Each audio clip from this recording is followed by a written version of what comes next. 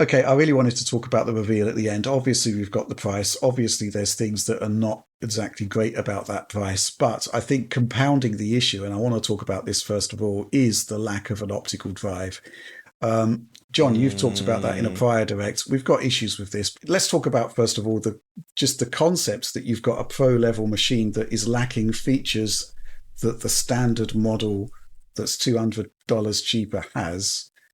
I think is a bit Right. of an issue. You know, yeah. why would you be removing features from a pro model? I guess on the plus side, you are getting a 2 terabyte SSD, which is great. I mean, you would expect to have more storage. But yes, the optical drive situation, this is problematic on a number of levels because you would expect also the Pro model to be targeting the most dedicated PlayStation gamers who will almost certainly, surely, have a disk library going back to the PS4 era. Exactly. And frankly, the price is already so high that, and it's targeting enthusiasts anyway, you may as well do a SKU with the disk drive included out of the box and maybe offer it at a slightly lower price than buying them separately. I don't think. Well, let's make things pretty clear here. It's going to be a niche device, whether it's $600 or $700. So I think True. there's only really the opportunity to do one SKU. Fair enough. Then in that case, you're right. I It would should say have the that it drive. should have the gosh darn drive in the box. And I feel like this is not good. It's a very negative thing. Both in terms of the added cost and hassle that everyone's gonna have to deal with if they want the disk drive, but Right. two, it further sort of starts to spell the end for, is this the last PlayStation that does optical media disk drives at all? Like, uh, there's a certain point where it's like, if these consoles come out with no disc support for me, it's like I don't even see the purpose in owning these things anymore. Right. We've Like, got what's this the comment point? here from supporter 10 Bespokes in a trench coat. Hey DF exclamation point concerning the fact that the Pro model does not come with a disk drive and needs the disk drive to connect to their servers before activation. It really concerns me for the future of game preservation. This is the first time, at least in my recent memory, that a flagship model of a console does not include or have a method of physical media playback rather, out of the box. Do you think they are fully preparing for going all digital with a PS6 at this rate? A curmudgeon I may be. But I would still rather own my media in some form. Are my fears misplaced?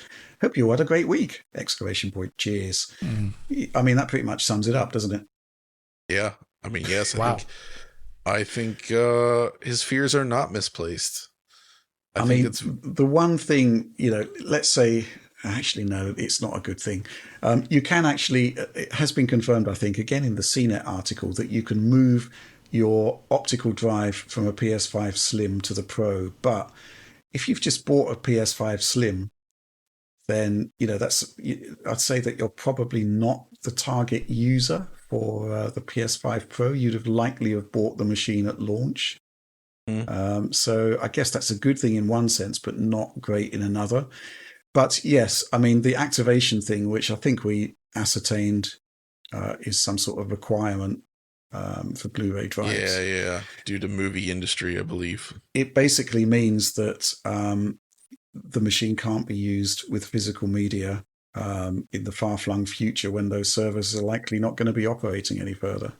Better hang on to that original PS5. Mm-hmm. In that Oh case, like, wow. Yeah. exactly. I mean, this basically, it was already the case with the Slim, but the Slim and now the Pro are basically like the Xbox Series X in that they effectively need to be activated Right.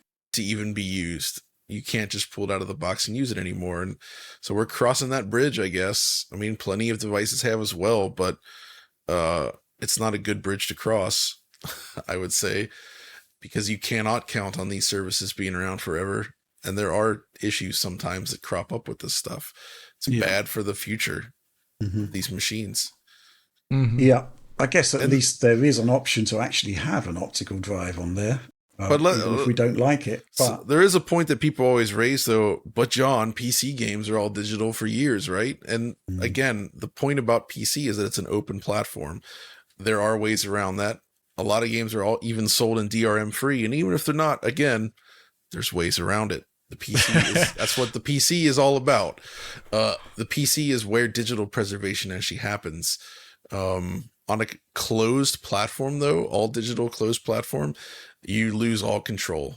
You lose control over pricing, the ability to like even resell games if you want. I mean, there's just so many negatives to being purely digital in a closed platform space that it really, really, really is not. I can see why they would want to do it, but it's not where a lot of users of these want to go. I immediately was bombarded with messages from friends and others after this about some of these exact issues. So like people are the hardcore people that are into this stuff that want to collect the games and actually own them. They're not too happy about where we're heading here. Yeah, it's certainly not great. Alex, anything to add to that? Well, I mean, yeah, I think John emphasizing the difference in the ecosystem here is important. And I also feel like people use the phrase upsell with a lot of things.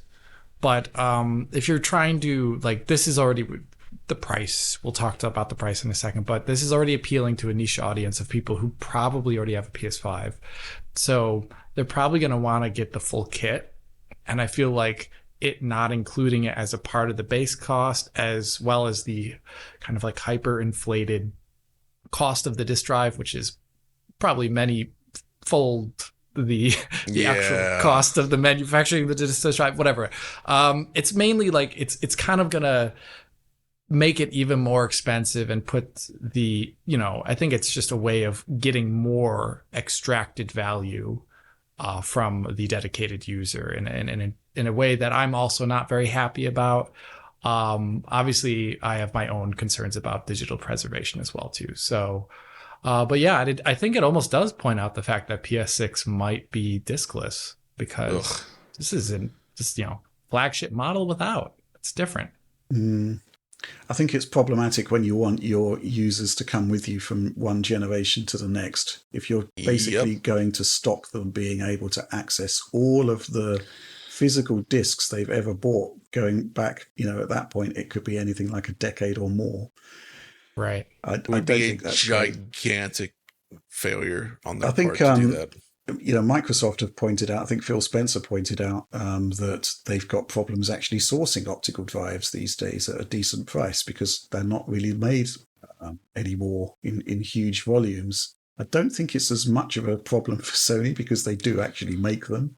Right. The question is whether they're going to continue to make them. Maybe they move away from discs entirely. I don't know. I mean, that doesn't solve the backwards compatibility issue, but Nintendo has left discs behind, right? Mm-hmm. They're very much still chasing physical media. I don't think that's going to change anytime soon for Nintendo.